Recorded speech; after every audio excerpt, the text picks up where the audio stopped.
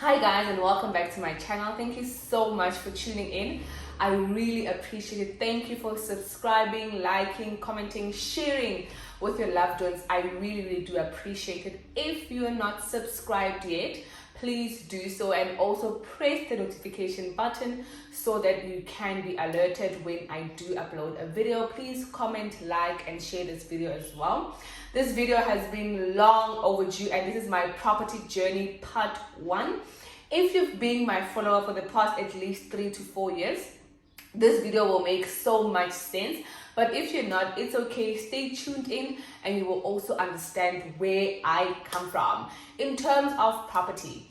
So I'm firstly going to start about how I started out and with how much. And I'm also going to talk about the sacrifices that I had to make. I'm also going to talk about the type of different saving systems that I use. I'm going to talk about the intention of going into property. And then I'm going to talk about the journey to the top. So firstly, my name is Pumi Dukwe and welcome to my channel.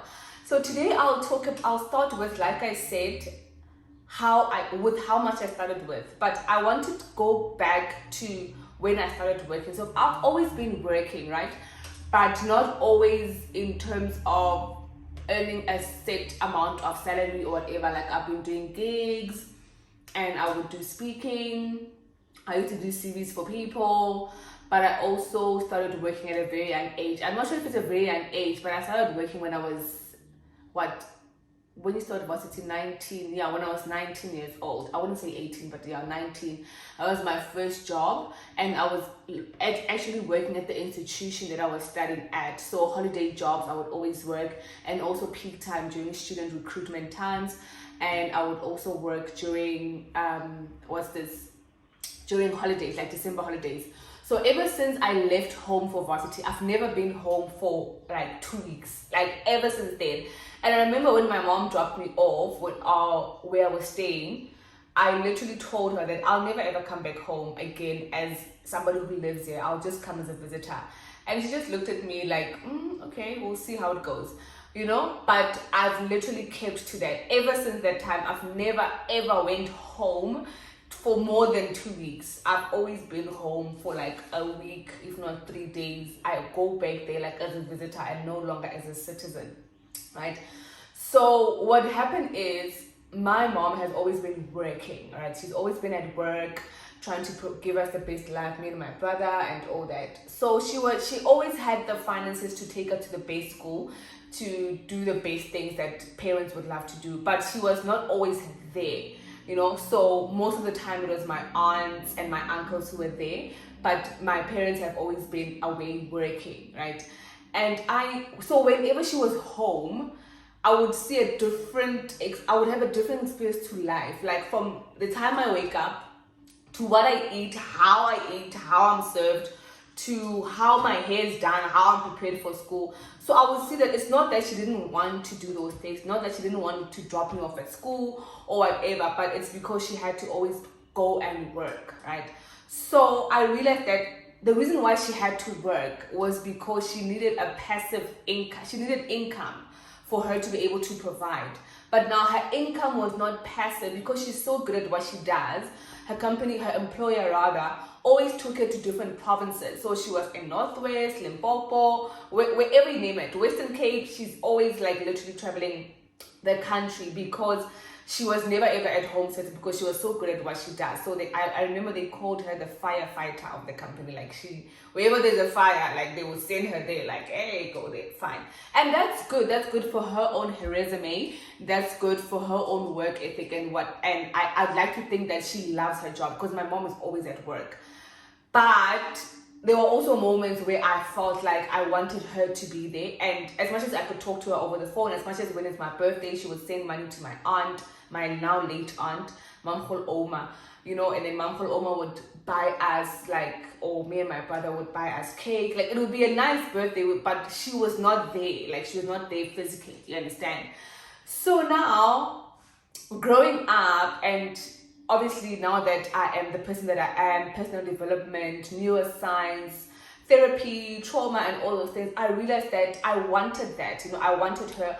I used to play for the D2 trials netball, and then I remember we went there, but we went with my friend's mom. So my mom was not there to see me play for the D2 trial. Like, that is something big in netball. So it's those little things that I realized, oh my God. But what made me realize the impact is when she was around. So it's not that she didn't want to be that mother. It's not that she is not that mother. Because it's a different conversation when your mother is there, but she's not doing the things that you feel like a mother should do, or she's not as present as you feel like she should be. I remember one of my friends who's an attorney, and she said, whenever people come to me and they fight for custody, or they fight for, she's a family lawyer, or they fight for child, maintenance, or they fight for mostly custody and all that, the question that she asks is that yes, you are fighting and circumstances being circumstances, but with the presence of the parent, whether it's the mom or the dad, would make a difference or a good impact rather in that child's life. So with me, I knew for sure that my mom's presence, physical presence for that matter, would make a difference, because I saw her when she was home and the person that she was, So I knew that I want that for my children, but on a different basis.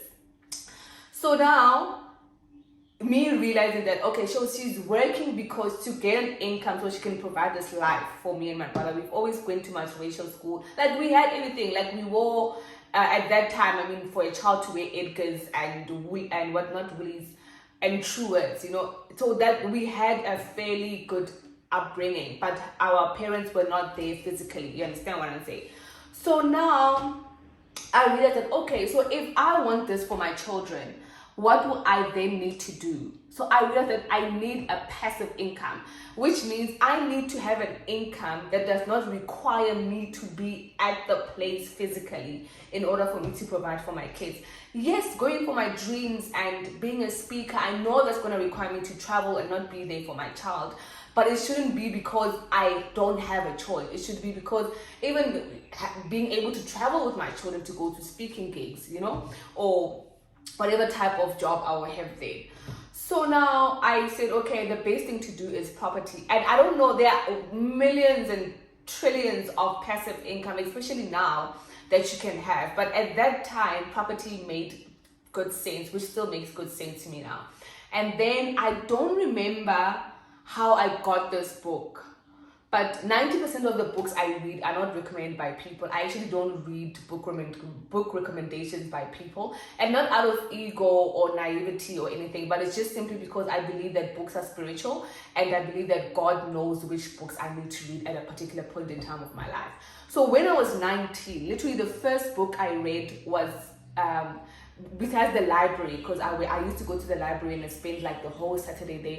Then I would read library books. So I read there. I would read a lot of, I don't know if you call it a autobiography, not a memoir, but an autobiography. So I read Bill Gates. I read Princess Diana, Charlotte Mateke. All those are the kind of the first book I ever read was Call Me Woman.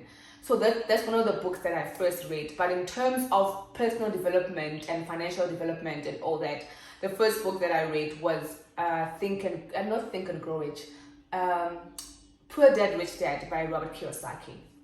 Fine.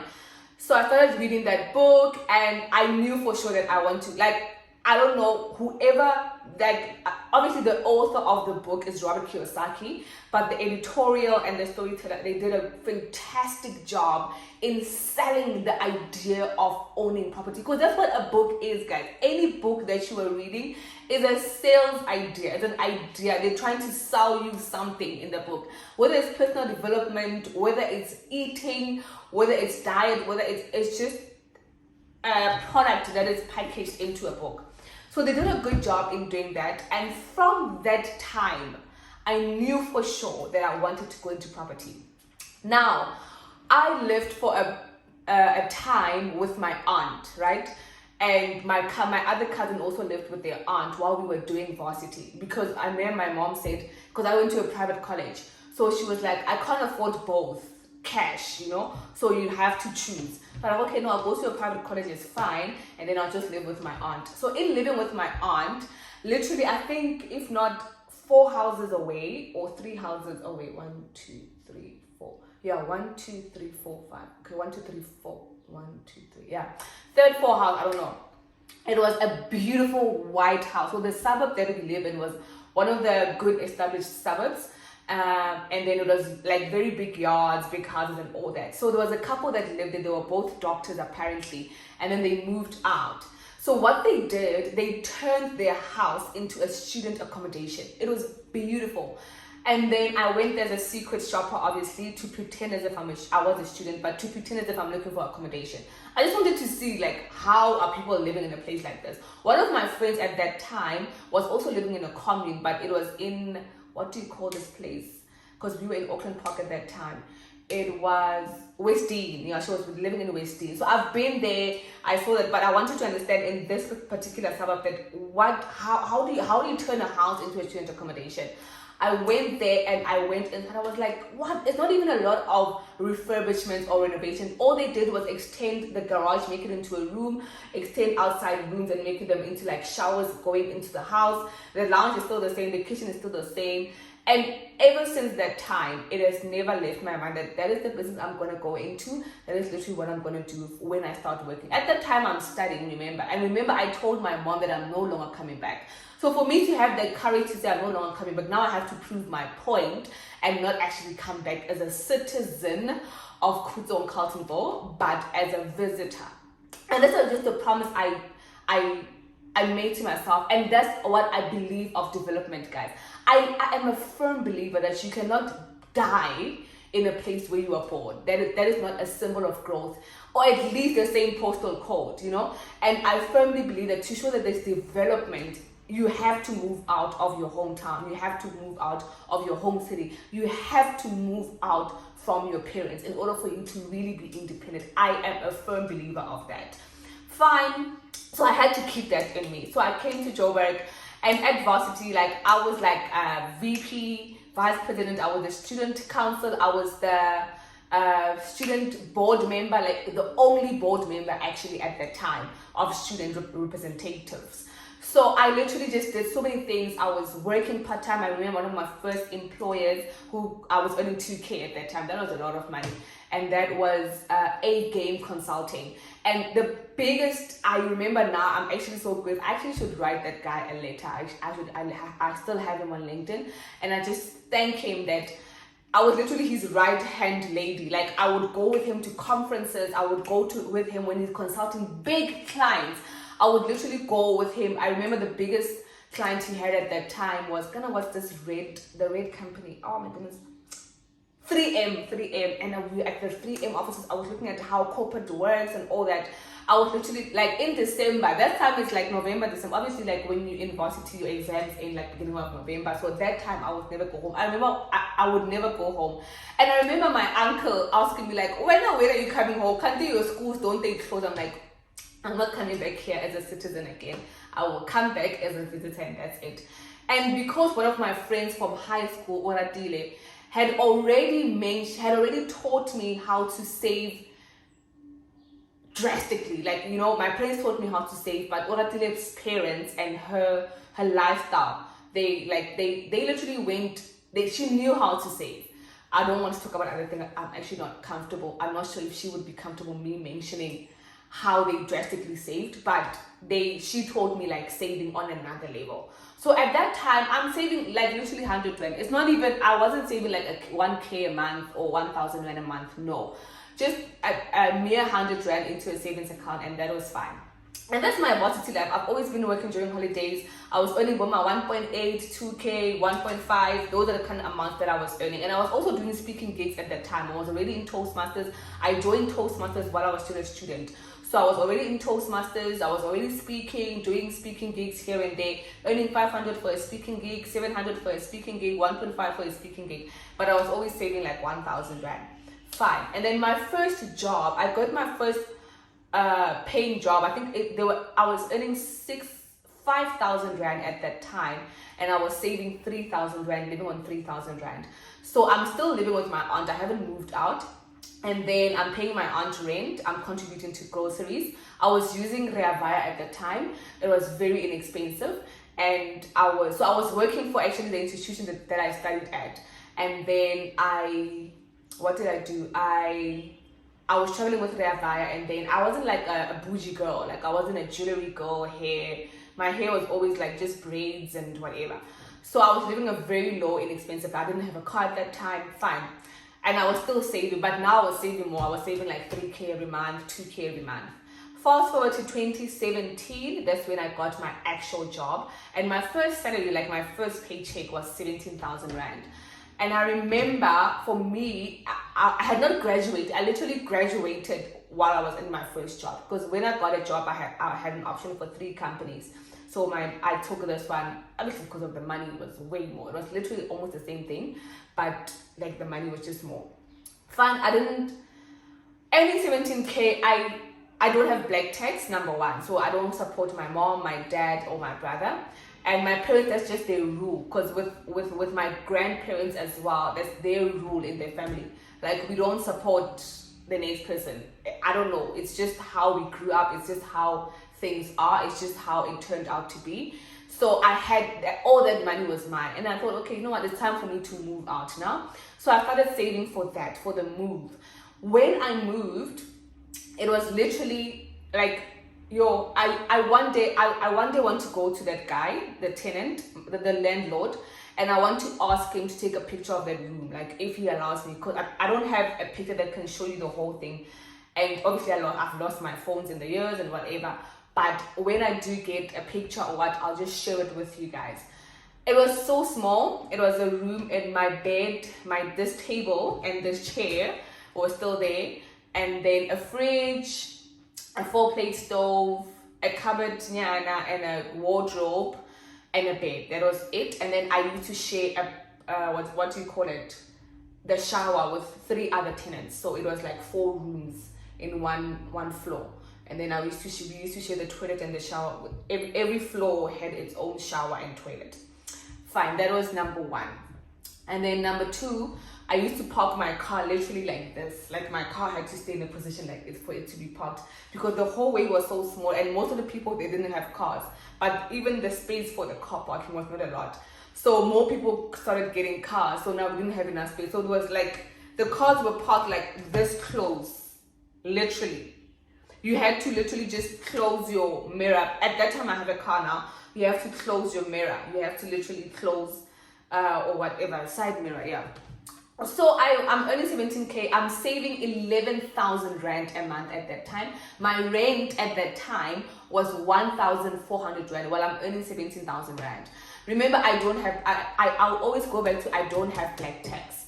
So it's 1,400 Rand minus groceries. My groceries were like 1,000 Rand a month. I'm still that simple girl. I'm not a nail girl. I'm not doing nails at that time. I'm not doing hair at that time. You should see my photos at work. Like first year, they are horrible. I am but home. I can't believe I used to be okay with going to work like that. But we grow. So it's literally, that's how I started. Then I lived a very simple life. I would just go to church. I don't have a squad. I don't go out a lot. Well, at least then I don't. But even now, I'm not.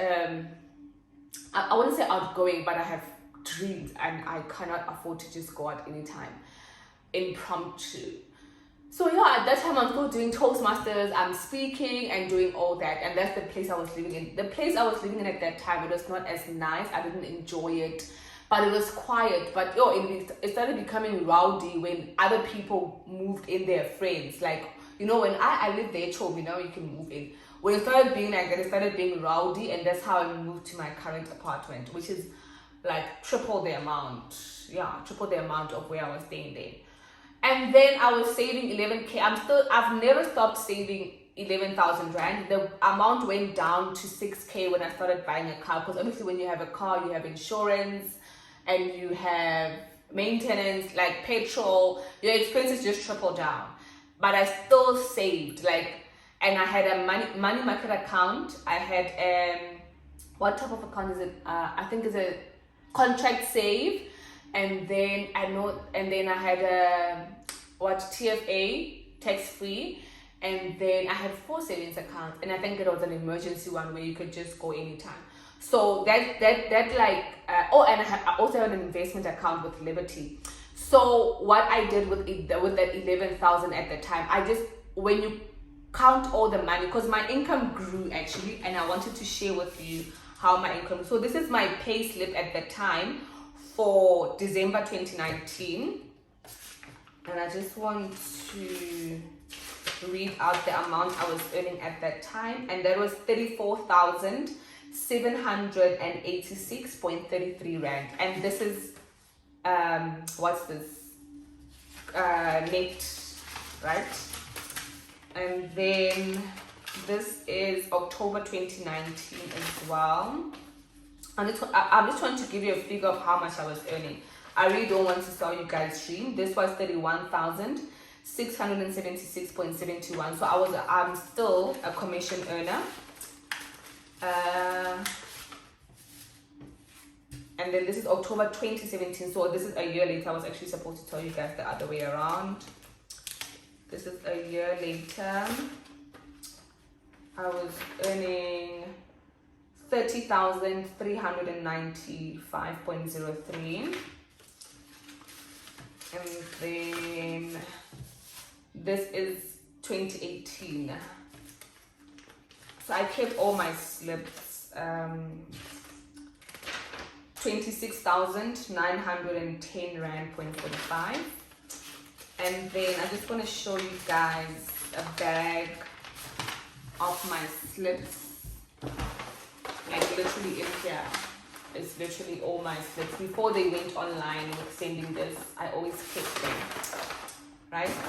Yeah. And there's also a letter I want to read you guys from 2018, I think. I actually found it in here when I was looking for these envelopes for this video specifically. So yeah, and then those are the type of accounts. So I did an investment account. Investment account, that's where most of my savings go in, and I think that was going in 3K a month, and then everything else I shared it into this, and that was a TFA, contract save, emergency, and money market. So I think what you call it, investment account I was putting in 3K, and then money market I was putting in 2K, because money market, your money does not grow until it's 20,000 rand or something. So yeah, and then I just kept on with that. Like I think there's a lady who likes saying to me I'm very disciplined. I really don't think it's that. The reason why I could save so much is because my systems were automated. So I really love shopping. Like I love spending money. I love enjoying money. I love going to Pick n Pay, Woolies, Checkers, and just buy my favorite meat and just have my favorite food. I love that. So because I know that of myself, and I've worked on myself long enough to understand the type of person that I am, I literally said to myself, okay, what will work in terms of me having to save and not having to make it a fuss, or not it having to be so difficult, because human beings will always take the path to less resistance. And the best way, guys, to save money is to automate systems. There's a book I actually read. Let me actually take the book that I read. I'm so sorry I did not prepare this part of the book, but it's this. And then where's the Think and Grow Cash Flow Quadrant? Cash Flow Quadrant. I can't see my Think and Grow the richest man in Babylon. Oh my goodness, I can't see my Think and Grow Rich. Oh, please. So these are books these are books I read before I bought property. I don't want to show you the books I read after. I'll show you that in part 2. But this is before I bought property. So this is the financial journey, and this is Think and Rich Dad Poor Dad. I mean, look at how it is, Shem. Like this book is, yeah. You know what? Yeah, it's seen all things that you can see. The Richest Man in Babylon. This our Shem. You see, my books are very old. This one is even coming out. The Richest Man in Babylon. I wonder if you guys can see it. And then this is Cash Flow Quadrant. So this is the same author as Rich Dad Poor Dad, but this gives you on how to move from one quadrant, being an employer and self-employed, to being a business owner and an investor. So I'm still in employer, investor. I don't have a business right now, and I'm still self-employed because I still have to speak. So yeah, this is also a cash flow quadrant, and then this is the money that taught me how to save and do automated systems.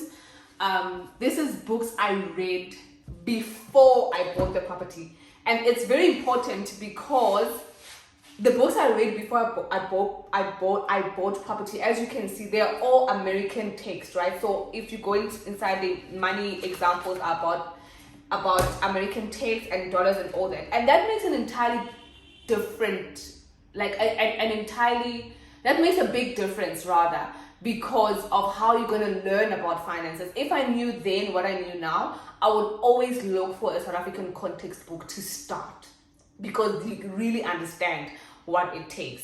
And then I started reading these books. I've always been a reader, you all know. And then one of my mentors said, this book is actually a hard read. So you're not going to read it overnight, but you could even read it throughout like 6 months. It's a hard read, especially when you're not familiar with financial terms. But once you get the hang of it, and then you'll be fine. And then I started reading, and then those are the books that I read. Oh my goodness, sorry, can I please drink water? I've been talking.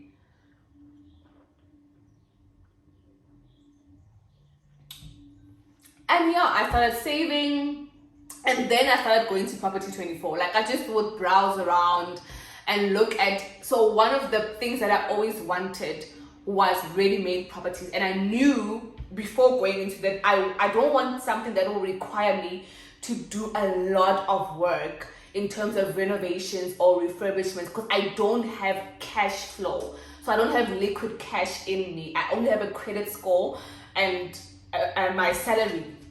And I actually want to talk about the credit score thing, right? The reason why I could buy property that is 90% approved at that time is because, guys, I promise you, I don't have an account until this day. The only thing that I'm paying monthly, is my car, insurance, and everything that has to do with my car, like car track and all those things, and also my data. Like, I don't buy a phone cash. I don't buy a phone on credit. I don't have a credit card. I don't do anything. Like, my glasses, spectacles, furniture, everything that I buy is cash. And that is also behavior. You have to learn how to live like that. You have to learn how to do that, or else you will find yourself in a very unfavorable situation, especially in times like these currently, where the economy is just going delulu, So delulu is not always the solulu. So yeah, that is literally the first part of my property journey. I'll just continue next time and tell you now how I bought the actual properties, paying lawyers' fees, almost being robbed, or not robbed as in like taking my money, but people trying to sell you stuff that don't exist, and how it's always important to record stuff. And whenever I was meeting an estate agent, I would put my phone on record without them knowing, and then I would make it listen to my mentor, my advisor, my parents, not even my parents per se, because I remember my first property was a surprise to them. But yeah, I will let you know about the other journeys on my property journey. So thank you so much for listening to part 1. Please comment down below, like, share, and also don't forget to subscribe and click the notification button. I really appreciate it, and I'll see you on part 2 of my property journey. In the meantime, please watch my other videos. Thank you so much, and have a beautiful day. Mwah.